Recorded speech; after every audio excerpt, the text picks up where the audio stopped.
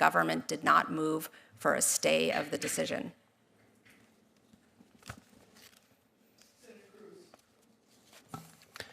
Well, Judge Netburn, I want to continue on this line of questioning.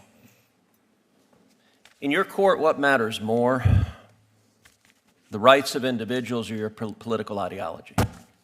I apply the law to the facts. I asked a question, which matters more? Well, my political ideology doesn't matter at all. Okay, so I don't believe you. And I think this case demonstrates that you are willing to subjugate the rights of individuals to satisfy your political ideology. This case involves a male defendant who raped a 9-year-old boy. Was he guilty of that? Yes, the petitioner pled guilty to that. Okay, so he raped a 9-year-old boy. He also raped a 17-year-old girl. Was he guilty of that? He pled guilty. The petitioner pled guilty to that crime as well. So was he guilty? I hope so, because she pled guilty to it. He was a he when he did this. That's correct. And also criminal deviant conduct, which the record doesn't disclose what that was exactly. Then, after serving in prison, Mr. McClain was released for parole, but then violated the terms of parole by having internet and was sent back to prison. 1 year after being released again, he was convicted of having child pornography. Is that correct? I'm unclear on exactly the time frame that you're at, but the petitioner was convicted of distributing child pornography. Child pornography that was images of adults violently raping children. Abhorrent conduct. Okay. For which there are real victims. And this individual, 6'2", biologically a man. A minute ago you said that when this man decided that he was a she, you said this individual was, quote, I wrote it down, sober and entirely a female. That phrase struck me as remarkable. Did this individual have male genitalia? I think what I said, or at least what that is a verbatim quote, entirely a female. Sorry, what I meant to say was hormonally a female. Okay, but that's not entirely. Did this individual have male genitalia? Yes. So you took a 6'2" serial rapist, serial child rapist with male genitalia, and he said, you know, I'd like to be in a women's prison. And your answer was, that sounds great to me. Let me ask you something. The other women in that prison, do they have any rights? Is that a question you're yes, asking me? The other women in that prison, do they have any rights? Of course. Do they have the right not to have a 6'2" man who is a repeat serial rapist put in as their cellmate? Senator Cruz, I considered the facts presented to me, and I reached a decision based on what the law I asked is. you a question. Do they have a right not to have a 6'2" man who is a serial rapist put in as their cellmate? Do those women have a right to that? Every person who's incarcerated has the right to be safe in their space. But you didn't think so. You didn't think so. And in fact, I'm going to give some quotes from your order because Senator Kennedy is right. This is not a judge's order. This is a political activist. By the way, the beginning of your order says, at birth, people are typically assigned a gender. I got to say that would astonish a lot of Americans. A lot of Americans think you go to the hospital, a baby is born, and congratulations, you have a little boy, a little girl. The assigned a gender, I know you went to Brown, but it sounds like it's in a college faculty lounge with no bearing on reality. The Bureau of Prison argued what I'm saying right now, that if you put this person in a female prison, there will be a risk of sexual assault to the women. And you know what you did? You said you didn't care about the women. I'm going to quote what you wrote. You wrote, quote, the Bureau of Prisons claim penological interest in protecting female prisoners from sexual violence and trauma. This interest is legitimate, that's kind of you to say, but there are no signs that petitioner is at risk of reoffending. The record is devoid of evidence of incidents of violence or assault during petitioner's incarceration when she was the perpetrator, only the victim. A theoretical risk of sexual assault by the prisoner without more cannot support the BOP's position. No evidence, theoretical. Have you dealt, in what universe is someone who is a serial repeat child rapist not at a risk of reoffending? Senator, as I do in every case. Okay, I know you've been told to repeat the line, I follow the law. I asked a question. In what universe is someone who is a serial repeat child rapist not at risk of reoffending?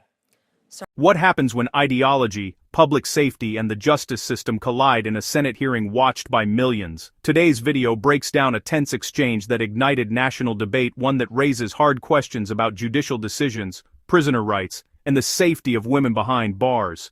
Stay with us because the details matter. Reoffending. Sir, I looked at the facts that were before me in this case.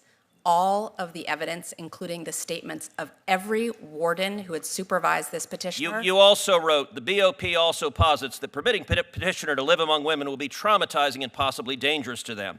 This concern is overblown. I have to say, if I were the father of one of those women, and you decided that my daughter's cellmate was going to be a 6'2" man who over and over and over again committed violent sexual assault, I would say the entire justice system is absurd, and it is clear on your record your political ideology matters a heck of a lot more than the rights of those women that you endangered. I think you're a radical, and I think you have no business being a judge. Judge Netburn, there was an opportunity during your exchange with Senator Cruz that you were attempting to offer a response relative to the conditions under which this petitioner was unsafe in the facilities in which she was being held. I'd like to offer you the opportunity to finish that response. So the facts that were presented to me and what I relied on to make my decision were that the petitioner had engaged in no violence, no physical violence, no acts of sexual violence whatsoever while in custody. All three wardens who supervised the petitioner requested that she be transferred to a women's facility because of her serious medical needs. In addition, the Bureau of Prisons' longtime medical provider testified at a 2-day hearing in my courtroom and recommended that the petitioner be transferred because of her serious medical needs. And the last thing I'll say is that the Transgender Executive Council, which is the body that makes decisions on behalf of transgender transfer requests within the Bureau of Prisons, never said that the petitioner could not be transferred, and never, ever said that she couldn't be transferred because of any risk of violence. What the Transgender Executive Council repeatedly said in denying the request was simply that she needed to maintain her hormone levels. That was the repeated justification for the denial of transfer. But the petitioner had reached full female hormone levels before even being incarcerated. At the time, the district judge in Indiana who sentenced the petitioner requested that she be placed in a women's facility. Her hormones were entirely female at that point, and so the decision by the Transgender Executive Council to deny the transfer request based on this idea that it was only because her hormones needed to be consistent and stabilized, I found was a pretext, but they never once said she cannot be transferred because of violence. It was always based on this idea that her hormones had to be. Thank you, Judge Netburn. Senator Judge Padilla. Netburn, that's Senator directly Padilla, contrary to what your Senator, report you all says. have That is had directly no. contrary.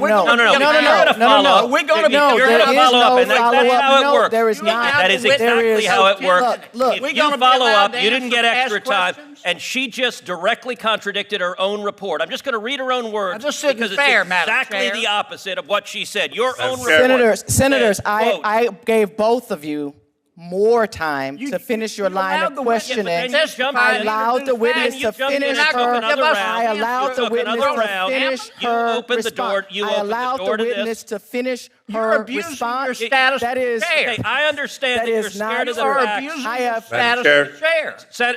Senator Padilla. You Madam can't Chair, just open Thank you, up Madam Chair. testimony She, and then she not has an give us a obligation to chance explain cross-examine. why she directly contradicted what she wrote in her report. She says in her report, the Bureau of Prisons' claimed penological interest is in protecting female prisoners from sexual violence and trauma. She just told you the Bureau of Prisons didn't say there was a concern about sexual violence and trauma. Those are directly contradictory, and why are you contradicting what you wrote in your report? And what are you Madam trying to Chair, I hide, believe Madam I have Chair? the floor. No, wait, point of I order. believe Senator I Padilla. have the What are you floor. trying to Padilla. hide, Are you going to Madam let her Chair? answer that question? Senator or you Padilla. don't want her to answer that question? Senator You're Padilla. afraid? This Very is much, a Madam cover-up, Chair. Madam Senator Chair. Are you Padilla. afraid of the answer to This that is Colleague. No cover-up. Are Senator you afraid Padilla. of the answer to that question? Senator Colleagues, Padilla. So yes, My you are time. afraid of the answer to that question. Senator Padilla. Please hold Clearly, my you're time. afraid of the answer to that question.